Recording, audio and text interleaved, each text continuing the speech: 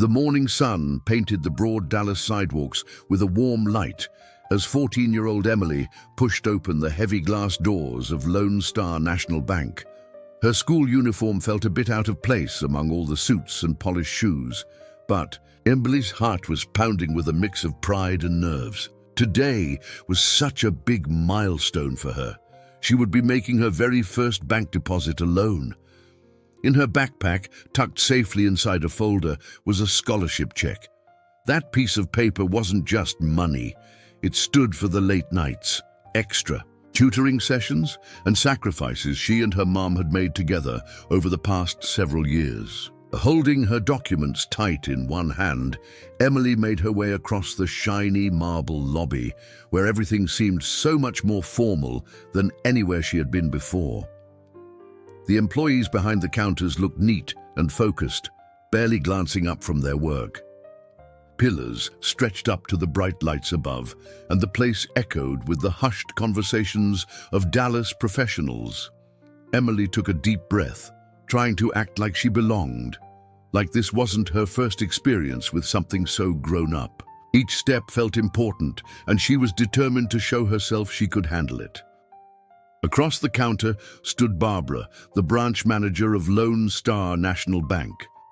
She watched Emily approach, her gaze sharp and cool, sizing up every detail, from the worn edges of Emily's school bag to the way her hands clutched the folder.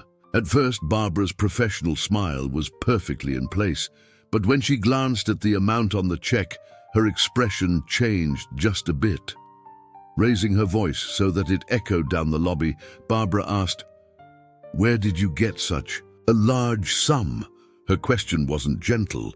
It rang out, stopping a few conversations nearby and making people turn toward them. Emily felt a blush creeping into her face, knowing the eyes of strangers were now on her. She handed over her scholarship letter and her school ID, trying to explain that the money was part of a program for students in Dallas public schools, earned through months of applications and interviews. But Barbara barely glanced at the papers, brushing them aside and questioning Emily's story, as if she couldn't possibly be trusted. Each whispered comment from the people in line made Emily's shoulders tense. Still, even while her heart raced, she stood her ground, determined not to let this moment break her resolve. The teller, a middle-aged man named Doug, took the check from Emily with a look that shifted almost instantly to suspicion. He stared at the paper, holding it up to the light, turning it over and even running his finger along the edges as if some hidden trick might suddenly reveal itself. For what felt like forever, he squinted at the signatures and scanned every line, clearly expecting to catch Emily in a lie. Emily's nerves jangled with every extra second he spent examining the check, and she caught a few more glances from the people in line behind her, their curiosity piqued by the unusual delay. After those tense moments, Doug leaned toward Barbara, the manager, lowering his voice, but not so much that Emily couldn't pick up the doubt in his words. Barbara was already watching closely, her skepticism plain on her face. It was clear that neither of them believed Emily's story about the scholarship, despite all the documents she'd worked so hard to gather. The air around the counter grew heavier, charged with suspicion. Emily realized that in this room, full of polished marble and business suits, she was just a kid whose words seemed to count for nothing at all. Barbara stepped away from her desk and came to stand right next to the counter, barely looking at Emily as she spoke quietly to Doug. Emily could hear bits and pieces. Barbara mentioned something about the bank dealing with more fraud attempts lately, and the way she said it made it sound almost personal, as if Emily were just the latest in a long line of troublemakers. The words were cold, dripping with suspicion, and Emily's stomach twisted. She knew everyone nearby could sense the tension. For a moment, she wished she could just shrink and disappear. What was supposed to be a quick, grown-up moment, making her first deposit, now felt like an endless, embarrassing exam. Emily kept thinking of her mom's reassuring words that morning, but those words felt distant and small against the wall of doubt she faced right now. Her hands trembled a little as she explained that her phone was back at school and asked politely if she could call her mother to help clear up the situation. But Barbara ignored the request entirely. Instead, she told Emily to sit down and wait, her tone flat, offering no comfort. Emily found an empty seat, feeling more alone than ever as the bank lobby bustled around her. Sitting alone in a corner of the busy lobby, Emily tried to steady her breathing as the minutes dragged on. The solid marble floor felt cold through her shoes, and she tucked her feet beneath her, wishing for any kind of comfort. She watched other Dallas folks come and go, some meeting her eyes for just a moment before looking away, some with curiosity, others with that quick look people give when they'd rather not get involved. Emily felt like an outsider, as if everyone could see that she didn't quite belong here or thought she was up to something she shouldn't be. Every whisper, every sideways glance made her more aware of how alone she was. But Emily forced herself to sit up straight and not let the shame settle into her bones. She remembered her grandma's words, how she used to say that life wasn't about avoiding hard moments, but facing them with your head held high. Even with her heart pounding and her hands still jittery, Emily kept that lesson close. The bank's was loud, but inside her mind, she repeated those words over and over, clinging to the belief that she'd get through this, no matter how long it took. While Emily sat waiting, her eyes followed the steady flow of people at the bank. She watched how some older men in business suits were greeted with hearty handshakes, their needs handled quickly and without much fuss. There were women in heels who laughed with the tellers, their questions answered with wide smiles and patience. It didn't take long for Emily to notice the difference in how people were treated. Folks who looked like they belonged, well-dressed, confident, seemed to glide through the whole process. But kids, people who wore regular clothes like hers, or anyone who looked even a bit unsure, barely got more than a nod or a quick, practiced smile. Emily kept thinking about how everyone at school always told her that hard work and being honest was what mattered most. Now, sitting in this cold lobby, she realized nothing about her scholarship or determination mattered if people had already made up their minds about her, just by looking. The unfairness stung in a way she hadn't expected. She'd heard her mother and her grandmother talk about this kind of thing, but it always felt like just words before. Now, for the first time, she felt it herself, sharp and real. From her seat in the corner, Emily caught snippets of Barbara's voice as she talked in hushed tones to Doug near the teller window. The manager mentioned again how the bank had to stand by its standards, saying it in a way that made it sound official and important. The words echoed in Emily's mind, stinging more than she expected. It was clear they were talking about her, not just about some rule or policy. Even though they kept their voices low, there was no hiding the meaning. Emily felt singled out, as if she had crossed some invisible line she never knew existed. A mix of anger and sadness welled up inside her, twisting in her chest. Part of her wanted to jump to her feet and yell out how hard she had worked for that scholarship check, how many late nights she had put into her studies, and how her mother never let her give up. But Emily took a steady breath and stayed put. She remembered all those afternoons with her grandma, learning that respect for yourself meant not letting others decide your worth. She made up her mind that she wouldn't let Barbara or Doug steal her moment. She belonged here just as much as anyone. Time seemed to crawl as Emily sat there, each minute chipping away at her patience. She glanced around, hoping someone might offer a reassuring smile or just a little sympathy, but everyone was busy with their own concerns. The bank's staff moved past her seat without meeting her eye, treating her like she was invisible.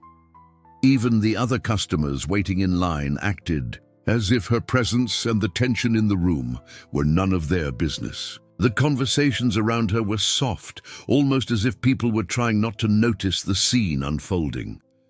The longer Emily waited, the heavier the loneliness felt. Her mind ran in circles, wondering if anyone would ever see her for who she truly was. A hard-working student, a loving daughter, just a regular kid hoping to make her mom proud. She began to question herself, replaying everything that had happened since she walked through those glass doors. Was there something about her that somehow set her apart in a way she could never change? The silence in the bank pressed in, making her feel smaller with every breath. She wondered if things would ever be different, if people like her could ever just walk in and be treated fairly, no questions asked. Meanwhile, Barbara made no effort to hide her preference for certain people. Emily watched as an older couple walked in, both dressed neatly, and Barbara's whole attitude changed. She greeted them with a wide smile and even offered to escort them to the VIP lounge. Her voice turned warm, friendly, so different from when she'd spoken to Emily. It was clear that just looking the part seemed enough to earn someone special treatment in this place. Emily stayed where she was, watching as the couple barely had to wait even a moment. Not long after, a young man came in, his English touched by a heavy accent. He waited patiently at the counter, but Barbara seemed almost annoyed by his presence. She tapped her computer, sighed, and then told him there was some system delay and he would have to come back another time. Her tone made it obvious she had no intention of helping him. But then, another couple, both white and not particularly different from the young man in terms of paperwork, walked right up after him. Barbara's whole manner changed again. She became attentive, smiling and quick to help, never mentioning a slow computer. Emily saw it all and realized the discrimination was not hidden, it was open and it stung. With every new act of favoritism, Emily felt her anger simmering just beneath the surface. Watching Barbara go out of her way for certain customers while barely glancing in her direction wasn't just rude, it showed something deeper and more painful. Emily realized this wasn't just about manners or a bad day at the bank. It was the kind of treatment that came from a long tradition of shutting people out, keeping folks like her at arm's length before they even had a chance to speak. It hurt more than she wanted to admit. She could feel it in her chest, like something pressing down on her with every uneven exchange. Things only got worse when Barbara quietly called over the security guard and pointed Emily out. She tried not to show any emotion, but it was hard not to flinch when the guard started watching her closely, standing just a few yards away. Emily could not believe it had come to this, being treated like she was suspicious just for wanting to cash a check she had earned. The humiliation was sharp. She felt small, singled out, and completely out of place in a space that should have welcomed her like anyone else from Dallas. The minutes dragged on, stretching out longer than Emily thought possible. She felt heat rising in her cheeks as she realized more people were looking her way now that the guard had started pacing nearby. Low whispers drifted across the marble floor, mixing with a few stifled laughs from a group near the window. Emily could not make out what they were saying, but she knew the laughter had something to do with her. The harder she tried to ignore it, the more it stung. Her hands sat heavy in her lap, and she wished she could shrink into her chair and disappear. No one glanced at her with kindness or concern.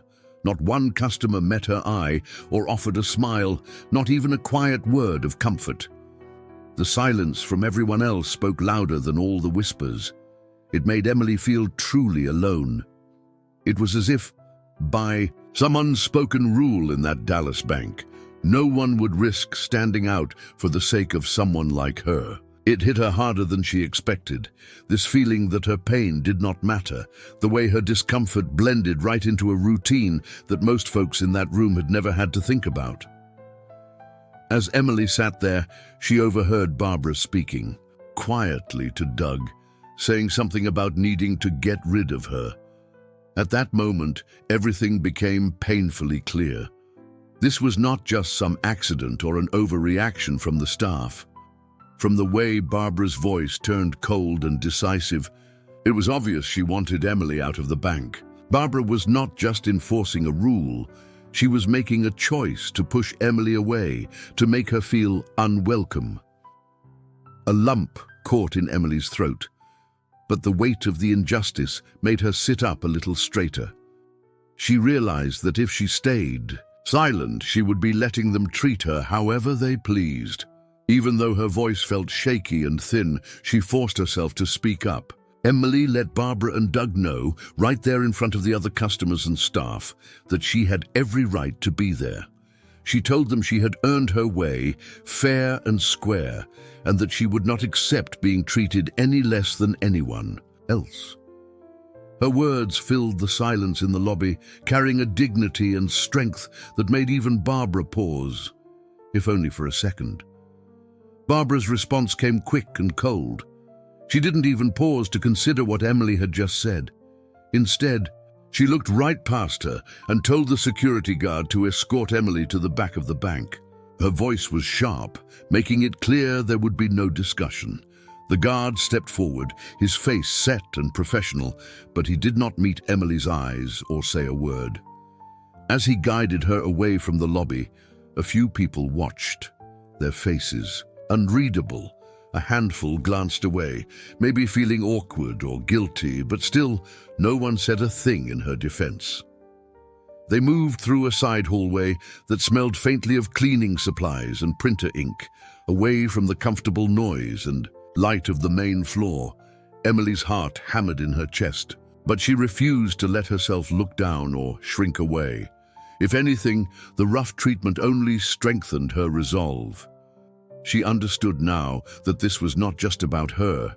It was about all the times people like her had been pushed aside. Standing, tall, she kept her chin up and met every gaze she passed with a clear, stubborn look, determined not to let them break her spirit.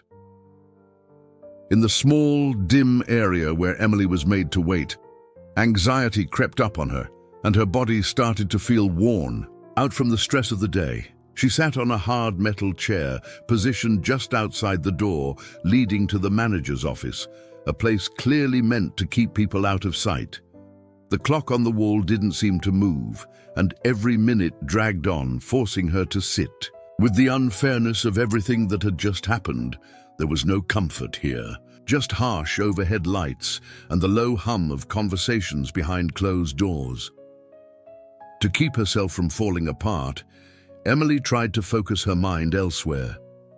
She watched a young teller stack bills at a distant desk, his hands moving quickly, but his eyes darting toward her for a few seconds before snapping back to his work.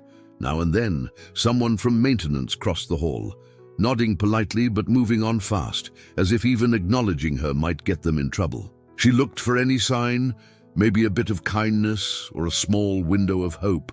With each passing moment, she tried to steady her breathing, clinging to the idea that something, anything, might change her situation. As Emily tried to keep herself busy by looking around, her eyes landed on a tall man who stood talking quietly with Barbara, the branch manager. The man carried himself with the kind of confidence that comes from holding some real weight around a place, and it was clear Barbara treated him with a kind of nervous respect that she didn't show to anyone else. Even from across the hall, Emily could make out the way Barbara straightened her jacket and glanced down as she spoke, almost as if she was trying to avoid saying the wrong thing.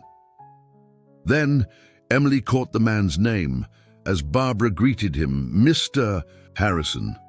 That name rang a bell deep in her memory.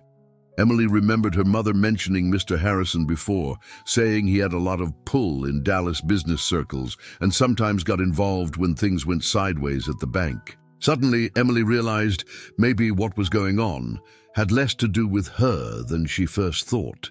The mood in the hallway felt heavy, like something important was riding on whatever they discussed. She watched as Barbara handed Mr. Harrison a thick envelope, the kind people use for papers they don't want just anyone to see. That quick, secretive exchange told Emily there was more brewing beneath the surface than anyone was letting on. Watching Barbara and Mr. Harrison whisper and pass the envelope, Emily felt a strange chill run through her. She could not shake the feeling that what she had just witnessed was much bigger than some ugly treatment in a Dallas bank lobby. Her gut told her this exchange could spell real trouble. Maybe not just for her, but for her family too. Emily's mother, Paula, was well known in finance circles for her honesty and the respect she commanded. If there was any kind of backstabbing or shady deal happening under this roof, it could blow back on her mother in ways neither of them could fix. Emily knew she had to do something.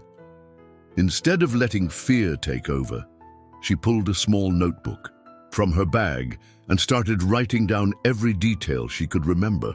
She listed what time Mr. Harrison arrived, what was said, and just how nervous Barbara looked. She even scribbled a sketch of the envelope and where the two were standing. The more she wrote, the more focused she became. The anxiety faded, replaced by a stubborn drive. Emily was determined that, whatever was going on, she would not just be pushed around. She would be a witness. She would make sure none of this got swept under the rug. The conversation between Barbara and Mr. Harrison only lasted a few minutes, but the air felt heavier once it was over. When Barbara came back to the front counter, she was not her usual confident self. Her steps were quick and her jaw was tight. She glanced toward Emily, her eyes narrowing in a way that made it clear she suspected Emily was paying closer attention. Then she let on. For a second, Emily's stomach knotted up. It was that feeling you get when someone knows you know a secret you should not. Still, she did not let fear take the upper hand. Emily pressed her pen even harder in her notebook, recording things as fast as her mind could process them. She kept her face neutral, pretending she was just bored and doodling like any other young woman stuck in a bank's waiting area for too long. Deep down, though, she understood the situation had shifted. The notes in her hand no longer felt like simple observations. They now carried real weight. She realized she had to be smart and not let anyone catch on. One slip now could ruin her chance to protect her mother and maybe even herself. After what felt like forever, really several hours dragging by, there was a sudden shift. In the mood of the bank, the heavy glass doors swung open and Paula, Emily's mother, stepped inside. She walked through the lobby with a sort of calm power that got everyone's attention. People who had been pretending not to notice anything earlier now watched her quietly. Even the security guards stood up a little straighter, and a few of the staff behind the counters looked nervous. Barbara, who had been pacing back and forth, while stealing glances at Emily, paused with a stiff expression. It was obvious she was not prepared for Paula to walk in like that. Something about Paula's confidence seemed to shake her. Without missing a beat, Paula walked right past Barbara and the other employees, heading straight toward Emily in the back area. She did not raise her voice or make a scene, just gave Emily a steady, reassuring look and sat next to her. Paula took a second to size up the room, noting the tension and how rattled both her daughter and some of the staff seemed. Within moments, she could tell this was more serious than she had been told over the phone, and that her family's name could be at risk. Emily, still shaken by everything that had happened, handed her notebook to Paula with hands that would not stop trembling. She quietly explained everything she had seen and heard, her voice steady but tired. Emily described how the staff had treated her differently, how some customers seemed to get special attention, and most importantly, what she had witnessed between Barbara and Mr. Harrison. She went over every detail she could remember, from the hushed tones to the secretive envelope passed between the two adults. As Paula listened, her expression grew more and more serious. She flipped through the notebook, scanning Emily's notes and small sketches, the lines on her face deepening with concern. Paula had heard stories like this before, but seeing her own daughter go through it made the whole thing feel even more personal. When Emily finished her account, Paula closed the notebook and let out a slow breath, clearly making up her mind about what needed to happen next. Without hesitating, Paula stood and walked straight to the front counter where Barbara was trying to regain her composure. Paula's voice was calm but sharp as she demanded an explanation, her words leaving no room for excuses. She made it clear that she would not tolerate injustice or betrayal, not here or anywhere in the company's Dallas office. Standing her ground, Paula kept her eyes locked on Barbara while the rest of the room tried to pretend they were not listening. Barbara, realizing there was no way to hide what had happened, tried to explain herself. She mumbled something about misunderstandings and routine procedures, but every excuse fell apart under Paula's questions. The more Paula pressed, the clearer it became that Barbara's involvement with Mr. Harrison and that suspicious exchange of confidential information could not be justified. Within minutes, Paula made her decision in front of everyone. Speaking in a calm but loud voice so there was no confusion, she announced that Barbara was fired, effective immediately. The staff exchanged nervous glances, and a few looked surprised to see the manager, who had always seemed untouchable, brought down. So quickly, even Mr. Harrison, though not present anymore, would no doubt feel the fallout from that day. Paula did not stop there.